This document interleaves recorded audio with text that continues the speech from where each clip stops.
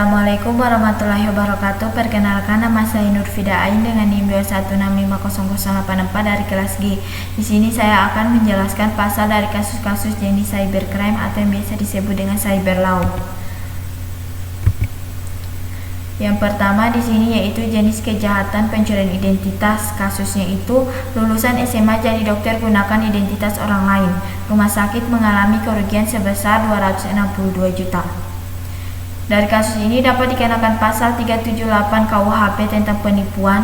Bunyi pasal 378 KUHP, barang siapa dengan maksud untuk menguntungkan diri sendiri atau orang lain secara melawan hukum dengan cara tipu muslihat menggerakkan orang lain supaya menyerahkan barang sesuatu kepadanya atau supaya memberi hutang, dipidana karena penipuan dengan pidana penjara paling lama 4 tahun atau denda paling banyak Rp900. Selanjutnya, jenis kejahatan pencurian identitas. Kasus yang kedua yaitu pencurian identitas berupa pencurian data pribadi 400 warga ditagih sebesar 800.000 hingga 2 juta. Dari kasus ini dapat dikenakan yaitu yang pertama Undang-Undang Nomor 11 Tahun 2008 tentang Informasi dan Transaksi Elektronik, Undang-Undang ITE,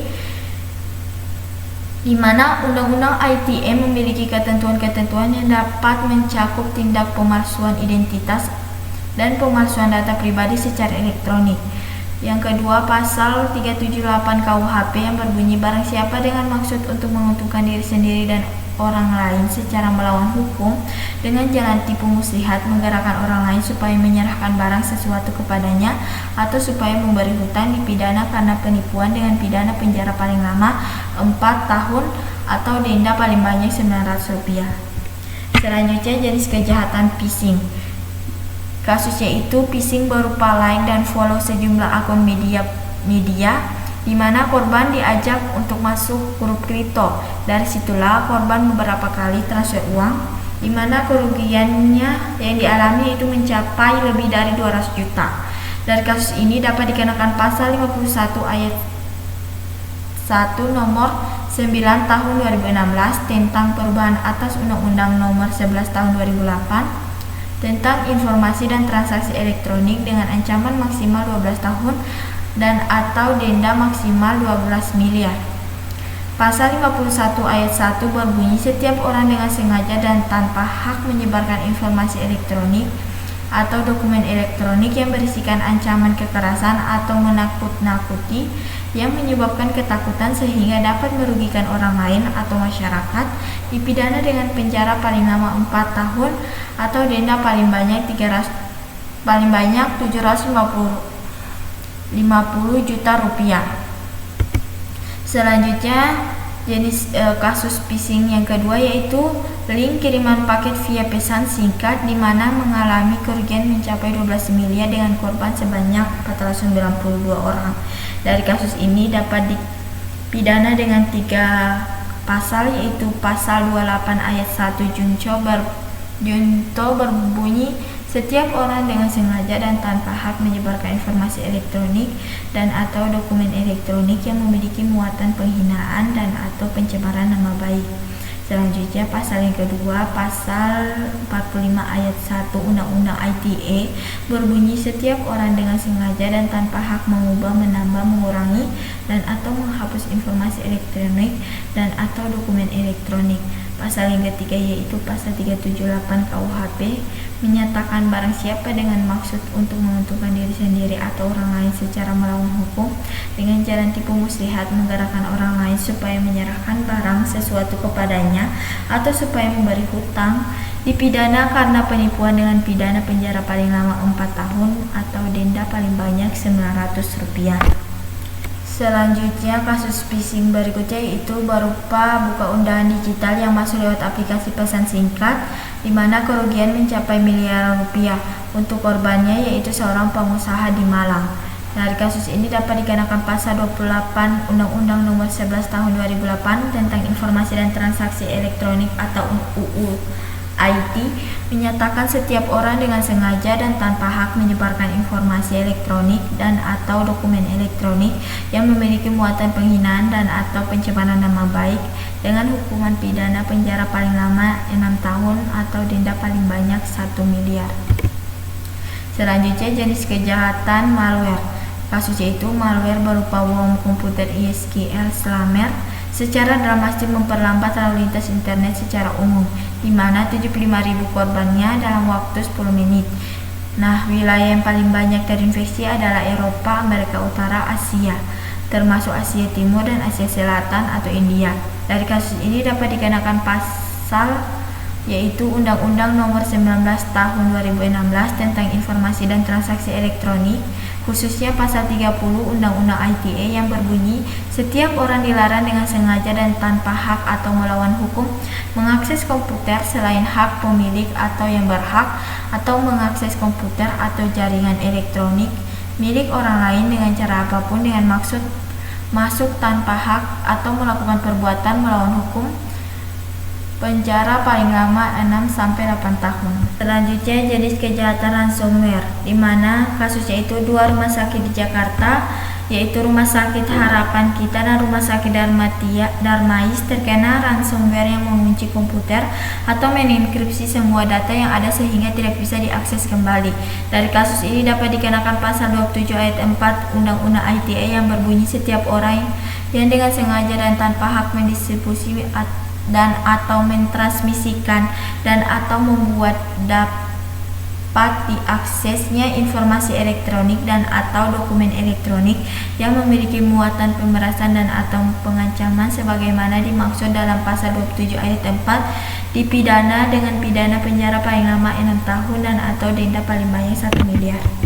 Selanjutnya jenis kejahatan peretasan, di mana kasusnya itu pemerintah di Jawa Timur mengalami masalah yaitu situs resmi Bawaslu Republik Indonesia diretas.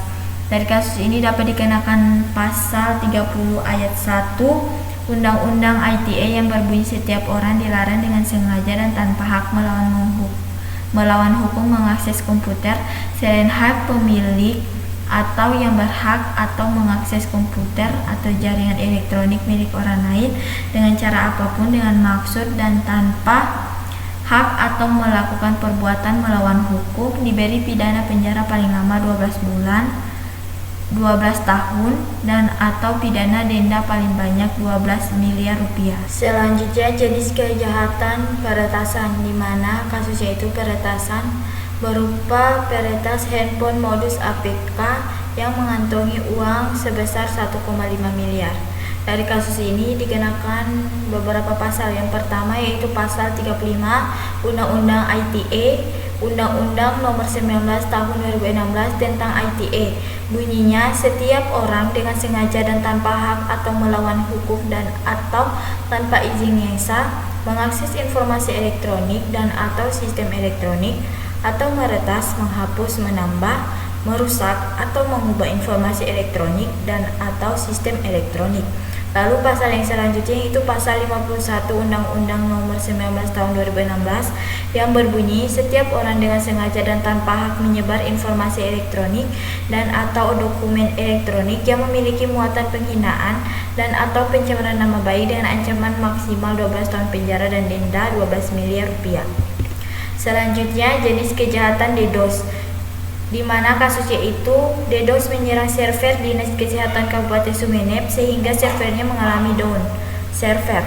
Dari kasus ini dapat dikenakan pasal 33 Undang-Undang ITE yang berbunyi, setiap orang dengan sengaja dan tanpa hak atau melawan hukum mengakses komputer dan atau sistem elektronik milik orang lain dengan cara apapun dapat dipidana penjara paling lama 6 tahun dan atau denda paling banyak 600 juta. Selanjutnya jenis kejahatan pencurian kekayaan intelektual, di mana kasusnya itu puluhan ribu obat tanpa izin edar dan suplemen palsu yang dijual secara bebas di sejumlah toko mengalami kerugian finansial mencapai 131 miliar. Dari kasus ini dikenakan beberapa pasal. Pasal yang pertama yaitu pasal 196 ayat 1 Undang-Undang Kesehatan berbunyi, setiap orang yang memperdagangkan atau menyediakan obat, alat kesehatan dan atau bahan tambahan pangan yang tidak memenuhi persyaratan keamanan, khasiat dan mutu diancam dengan pidana paling lama 10 tahun dan atau denda paling banyak 1 miliar rupiah. Lalu yang kedua, pasal 98 Undang-Undang Kesehatan yang berbunyi, setiap orang dengan sengaja menempatkan atau menyimpan obat dan atau alat kesehatan yang dilarang atau tidak memenuhi persyaratan keamanan khasiat dan mutu di tempat umum atau di tempat yang dapat dijangkau oleh orang lain, diancam dengan pidana penjara paling lama 5 tahun dan atau denda paling banyak 500 juta rupiah. Lalu pasal 197 Undang-Undang Kesehatan yang berbunyi, setiap orang yang menyediakan atau memberikan obat, alat kesehatan dan atau bahan tambahan pangan yang tidak memenuhi persyaratan keamanan, khasiat dan mutu kepada orang lain diancam dengan pidana paling lama 5 tahun atau denda paling lama 500 juta rupiah. Selanjutnya, jenis kejahatan pencurian kekayaan intelektual, di mana kasusnya itu pelanggaran hak cipta lagu bintang. Di mana kita ketahui bersama lagu bintang ini diciptakan oleh Enkan Heringkan. Namun Enkan Heringkan ketika Tina Tun menyanyikan lagu ini, dia tidak meminta izin kepada Enkan Heringkan, dan Enkan Heringkan meminta denda kurang lebih 750 juta, kerugian material dan 10 miliar. Enkan Heringkan sendiri merasa dirugikan dalam hak moral dan hak ekonomi. Dari kasus ini dapat dikenakan pasal 113 ayat 4 UU HC, yaitu bahwa setiap orang yang dengan tanpa hak dan atau tanpa izin pencipta atau pemegang hak cipta melakukan pelanggaran hak ekonomi pencipta, yaitu salah satunya penggandaan untuk penggunaan secara komersial yang dilakukan dengan cara pembajakan, dipidana dengan pidana penjara paling lama 10 tahun atau pidana denda paling banyak 4 miliar rupiah. Selanjutnya, jenis kejahatan pemalsuan, di mana kasusnya itu pemalsuan dokumen produksi tambang ori nikel, di mana perusahaan TCLM melaporkan belum melakukan penambangan ke Kementerian SDM, namun kenyataannya perusahaan itu telah melakukan produksi nikel. Dari kasus ini dapat dikenakan pasal 263 ayat 1 KUHP berbunyi, barang siapa membuat surat palsu atau memalsukan surat yang dapat menerbitkan sesuatu hak, suatu perjanjian atau kewajiban atau sesuatu pembebasan utang atau yang boleh dipergunakan sebagai keterangan bagi sesuatu perbuatan dengan maksud akan menggunakan atau menyuruh orang lain menggunakan surat-surat itu seolah-olah surat itu asli dan tidak dipalsukan, maka kalau dipergunakan dapat mendatangkan sesuatu kerugian dihukum karena pemalsuan surat dengan hukuman penjara selama-lamanya 6 tahun di penjara. Selanjutnya, jenis kejahatan pemalsuan, di mana kasusnya itu pemalsuan sebuah akta pernikahan dengan seorang pria bernama Basri yang telah meninggal dunia, di mana seorang wanita ini ingin menguasai warisan tanah senilai 40 miliar dengan berpura-pura sudah menikah dengan si pemilik tanah yang bernama Basri tadi. Dari kasus ini dikenakan beberapa pasal. Pasal yang pertama yaitu pasal 242 KUHP yang berbunyi, barang siapa dalam keadaan di mana undang-undang menentukan supaya memberi keterangan di atas sumpah atau mengadakan akibat hukum kepada keterangan yang demikian dengan sengaja memberikan keterangan palsu di atas sumpah, baik dengan lisan atau tulisan secara pribadi maupun oleh kuasanya yang khusus ditunjukkan untuk itu, diancam dengan pidana penjara paling lama 7 tahun. Lalu pasal yang kedua yang akan dikenakan untuk kasus ini itu pasal 263 ayat 1 yang berbunyi, barang siapa membuat secara palsu atau memasukkan sepucuk surat yang dapat menimbulkan sesuatu hak, sesuatu perikatan atau sesuatu pembebasan hutang atau yang diperuntukkan guna membuktikan sesuatu hal dengan maksud untuk mempergunakan atau menyuruh mempergunakannya oleh orang lain seolah-olah surat itu adalah surat asli dan tidak dipalsukan, dan apabila dari pemalsuannya dapat menimbulkan sesuatu kerugian, maka karena salah telah melakukan pemalsuan surat dihukum dengan hukuman penjara selama-lamanya 6 tahun penjara. Selanjutnya, jenis kejahatan pornografi anak, di mana kasusnya itu Polda Daerah Istimewa Yogyakarta tangkap 7 pelaku kekerasan seksual pada anak, di mana para korban melakukan pembuatan grup, admin grup, dan anggota grup yang memposting konten pornografi dengan korban anak, di mana isi grupnya itu atau anggota grupnya itu yaitu anak-anak. Dari kasus ini dapat dikenakan pasal 82 Undang-Undang tentang Perlindungan Anak. Diatur bahwa pelaku pelecehan seksual terhadap anak yang berbunyi, setiap orang yang dengan sengaja melakukan kekerasan atau ancaman kekerasan, memaksa, melakukan tipu muslihat, serangkaian kebohongan, atau membujuk anak untuk melakukan atau membiarkan dilakukan perbuatan cabul, dipidana dengan pidana penjara paling lama 15 tahun dan paling singkat 3 tahun, dan denda paling banyak 300 juta rupiah dan paling sedikit 60 juta rupiah. Selanjutnya, jenis kejahatan cyberbullying. Kasusnya itu berupa sasaran nyinyir dan bully netizen gara-gara postingan di Instagram, termasuk satu hubungan dekatnya dengan Choi terkuat. Ini adalah kasus yang dialami oleh almarhum Suli, di mana artis Suli sendiri mengalami depresi dan akhirnya gantung diri. Dari kasus ini dikenakan pasal 310 KUHP yang berbunyi, barang siapa yang sengaja menyerang kehormatan atau nama baik seseorang dengan menuduhkan sesuatu hal yang maksudnya terang supaya hal itu diketahui umum, diancam karena pencemaran dengan pidana penjara paling lama 9 bulan atau pidana denda paling banyak 4,5 juta. Selanjutnya, jenis kejahatan cyberbullying. Kasusnya itu cyberbullying berupa penghinaan atau pencemaran nama baik. Dari kasus ini dapat dikenakan pasal 27 ayat 3 Undang-Undang ITE yang berbunyi, melarang setiap orang dengan sengaja dan tanpa hak mendistribusi dan atau mentransmisi dan atau membuat dapat diakses informasi elektronik dan atau dokumen elektronik yang memiliki muatan penghinaan atau pencemaran nama baik. Selanjutnya, jenis kejahatan penyebaran informasi palsu. Nah, di sini kasusnya itu beredarnya telur palsu. Informasi telur palsu ini beredar sebuah video di aplikasi pesan singkat dengan klaim dugaan adanya telur palsu. Hal tersebut dapat membuat masyarakat menjadi spekulatif terhadap sebuah sumber informasi termasuk media pemerintahan dan lembaga resmi.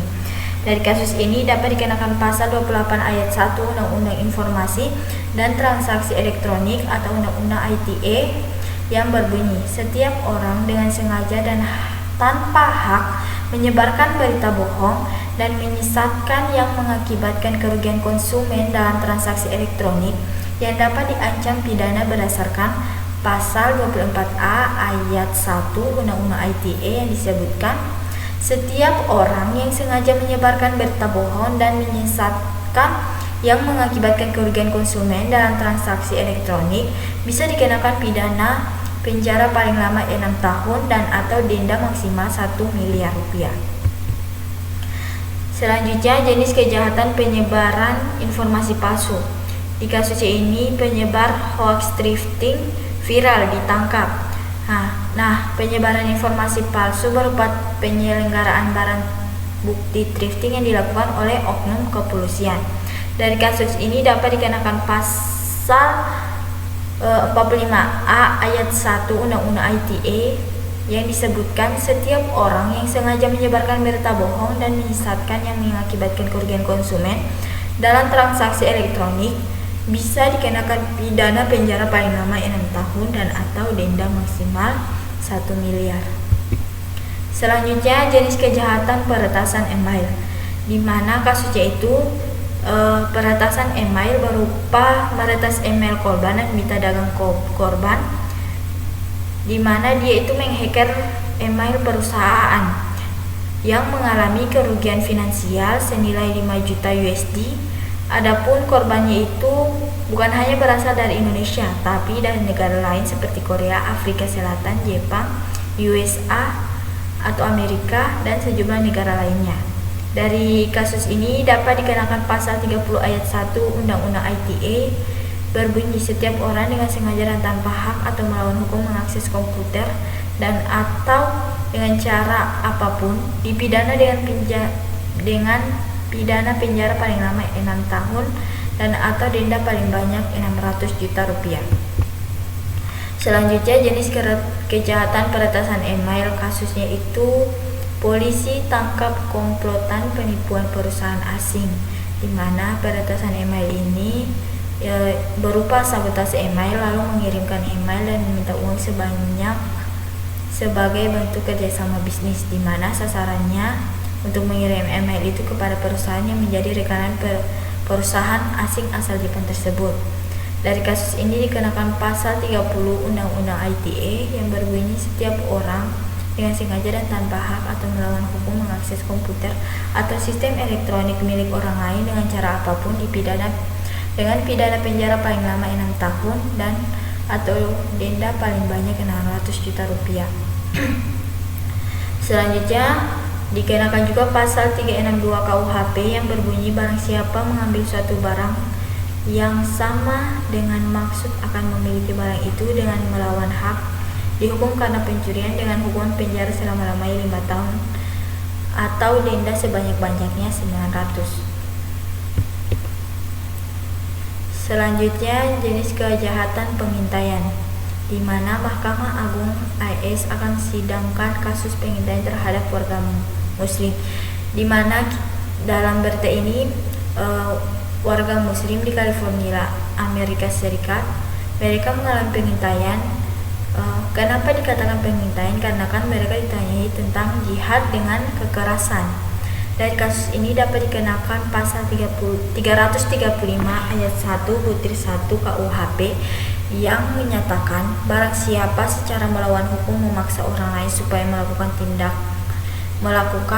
tidak melakukan atau membiarkan sesuatu dengan memakai kekerasan, sesuatu perbuatan lain maupun perlakuan yang tak menyenangkan, atau dengan memakai ancaman kekerasan, sesuatu perbuatan lain maupun perlakuan yang tak menyenangkan, baik terhadap orang itu sendiri maupun orang lain, diancam dengan pidana penjara paling lama 1 tahun atau denda paling banyak 4.500 rupiah.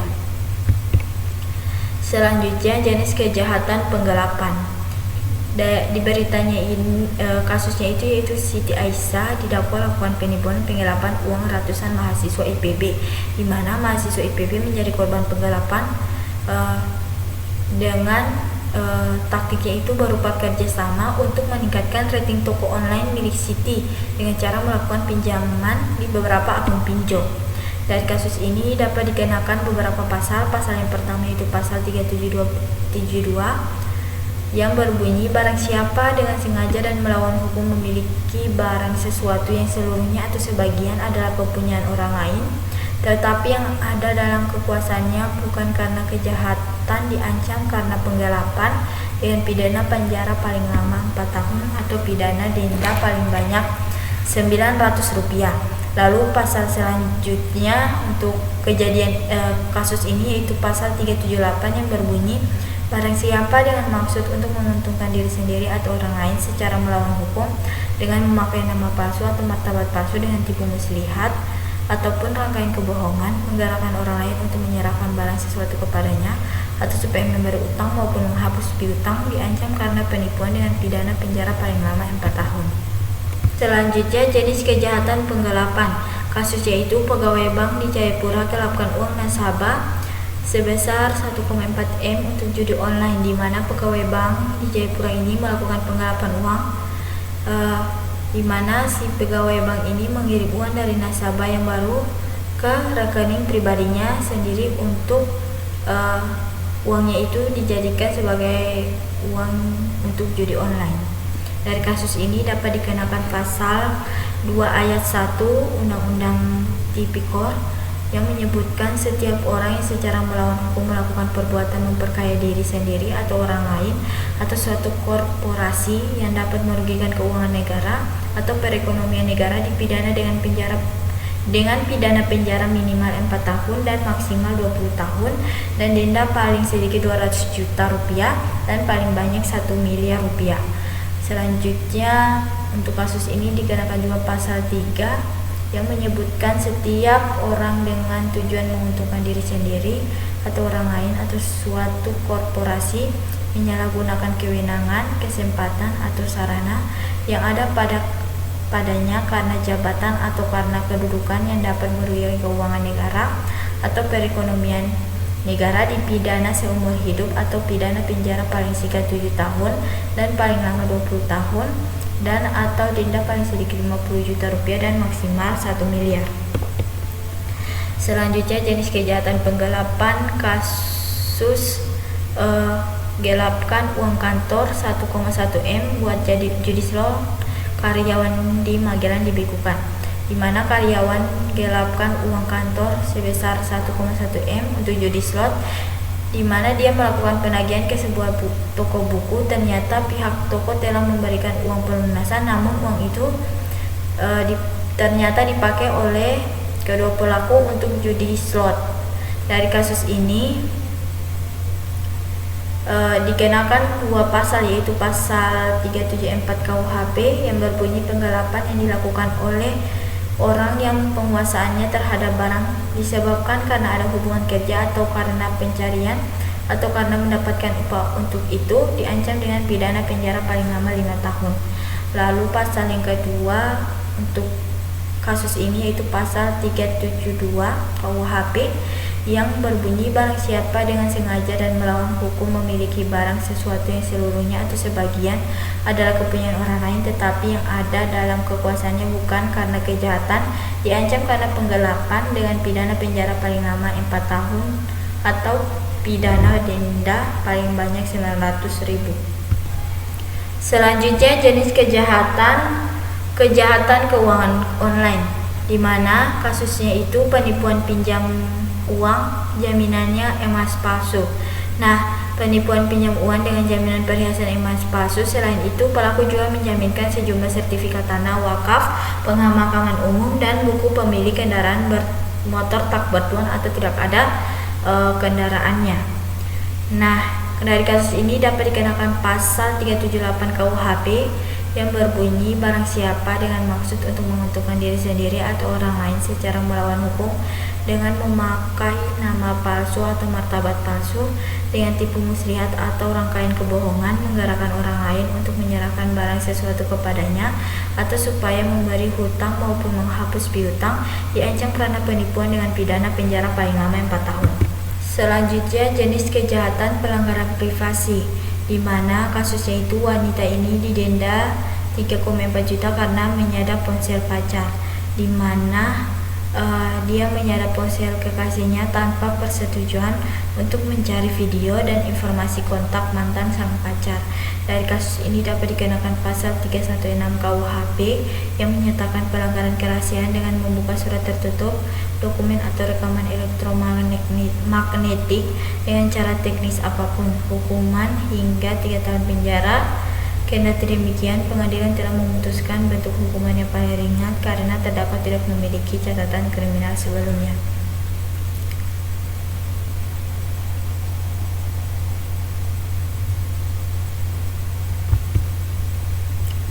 Selanjutnya jenis kejahatan pelanggaran privasi, di mana Facebook melakukan pelanggaran privasi dan dikenakan denda senilai 5 miliar USD. Nah, dari kasus ini dapat dikenakan hukuman pidana ditinjau dari Undang-Undang Nomor 11 Tahun 2008 sebagaimana telah diubah dengan Undang-Undang Nomor 19 Tahun 2016 tentang Informasi dan Transaksi Elektronik atau UU ITE. Pasal 30 ayat 1 Undang-Undang ITE berbunyi setiap orang dengan sengaja dan tanpa hak atau melawan hukum mengakses komputer dan atau sistem elektronik milik orang lain dengan cara apapun. Selanjutnya jenis kejahatan pencurian akses, di mana kasusnya itu polisi ungkap kasus pencurian dengan modus illegal akses. Nah, dari kasus ini dia dikenakan pasal 362 KUHP yang berbunyi barang siapa yang mengambil barang sesuatu yang seluruhnya atau sebagian kepunyaan orang lain dengan maksud untuk dimiliki secara melawan hukum diancam karena pencurian dengan pidana penjara paling lama 5 tahun atau pidana denda paling banyak 900 rupiah. Lalu jenis kejahatan seksual. Kasusnya itu mahasiswa UGM diduga lecehkan seksual via sexting, di mana diperkirakan korbannya itu juga mahasiswa dan lebih dari satu orang. Dari kasus ini dapat dipidana dengan pasal 289 KUHP yang berbunyi barang siapa dengan kekerasan atau ancaman kekerasan memaksa seseorang untuk melakukan atau membiarkan dilakukan perbuatan cabul, diancam karena melakukan perbuatan yang menyerang kehormatan keasusilaan dengan pidana penjara paling lama 9 tahun penjara. Selanjutnya jenis kejahatan pemerasan online. Kasusnya itu polisi kembali tetapkan seorang aktivis LSMS sebagai tersangka kasus pemerasan, di mana dia melakukan pemerasan online dengan melakukan pemerasan terhadap anggota satuan tugas atau satgas yang saat ini tengah memburu eksekutor pembacokan begal terhadap pegawai Basarnas. Dari kasus ini dapat dipidana dengan pasal 365 KUHP yang berbunyi barang siapa dengan kekerasan atau ancaman kekerasan atau dengan memberikan takut atau kekerasan merampas barang sesuatu orang terhadap kehendaknya diancam karena pencurian dengan pidana penjara paling lama 9 tahun. Selanjutnya jenis kejahatan yaitu kejahatan sumber daya komputer, di mana kasusnya itu dua pelaku melakukan pencurian perangkat keras atau hardware menara base server station atau BTS sejumlah provider seluler di Kabupaten Bogor. Dari kasus ini dapat dipidana dengan pasal 363 ayat 1 ke-4 KUHP yang berbunyi barang siapa mengambil sesuatu barang seluruhnya atau sebagian kepunyaan orang lain dengan maksud untuk dikuasai secara melawan hukum dilakukan oleh dua orang atau lebih dengan bersekutu. Sekian penjelasan dari saya, lebih dan kurangnya mohon dimaafkan. Wabillahi taufiq wal hidayah. Wassalamualaikum warahmatullahi wabarakatuh.